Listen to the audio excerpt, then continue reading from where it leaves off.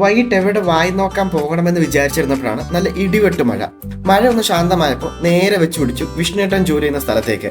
ആ മുഖം കണ്ടപ്പോഴേ മനസ്സിലായി എന്തോ വലിയ വള്ളി പിടിച്ചിരിക്കുവാണെന്ന്. ചെറിയ വള്ളി പിടിക്കുന്നതൊന്നും പുള്ളിക്കാരന് ഇഷ്ടമല്ല, വലിയ വലിയ വള്ളികളാണ് പുള്ളി പിടിക്കുന്നത്.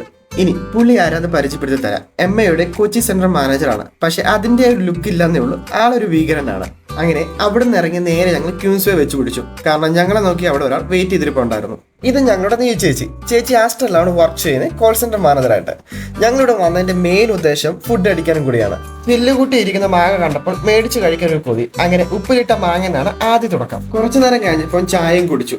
ഇനി എനിക്ക് ഇവരെങ്ങനെ അറിയാമെന്നല്ലേ, ലുലു തൊട്ടോടെ പോകണ്ടാണ്. കുറച്ചു നേരം അവിടേക്ക് നിന്ന് കറങ്ങി ഒരു ട്രിപ്പും പ്ലാൻ ചെയ്തു, അതിന്റെ കൂടെ ഒരു ബിസിനസ്സും പ്ലാൻ ചെയ്തു. ലാസ്റ്റ് പ്ലാനിങ് മാത്രം നടക്കും, അതങ്ങനെ തന്നെയാണല്ലോ. വിഷമപ്പോൾ പ്ലാൻ ഉപേക്ഷിച്ചു അടുത്തുള്ള ഒരു ഫുഡ് സ്റ്റോൾ നോക്കിയുള്ള നടപ്പാണ്.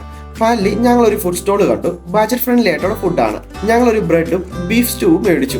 ഒരു രക്ഷയില്ല അതിന്റെ ടേസ്റ്റ്. അത് കഴിഞ്ഞ് കപ്പയും ബീഫും ഓർഡർ ചെയ്തു. പക്ഷെ ഞങ്ങൾക്ക് ബ്രെഡും ബീഫ് സ്റ്റൂ ആണ് ഇഷ്ടപ്പെട്ടത്. കഴിച്ചു കഴിഞ്ഞപ്പോഴേക്കും സമയം 11 മണിയാകാറായി. അങ്ങനെ ഞങ്ങൾ എല്ലാവരും പിരിഞ്ഞു. ഇടയ്ക്ക് മഴ ഞങ്ങൾ രണ്ടുപേരെയും ചതിച്ചു. മഴയായാലും ഞങ്ങൾ കളർഫുൾ ആണ്. അങ്ങനെ കുറച്ച് മഴ കൊണ്ടിട്ടായാലും വിഷ്ണുവേട്ടനെ റൂമിൽ ഡ്രോപ്പ് ചെയ്തു.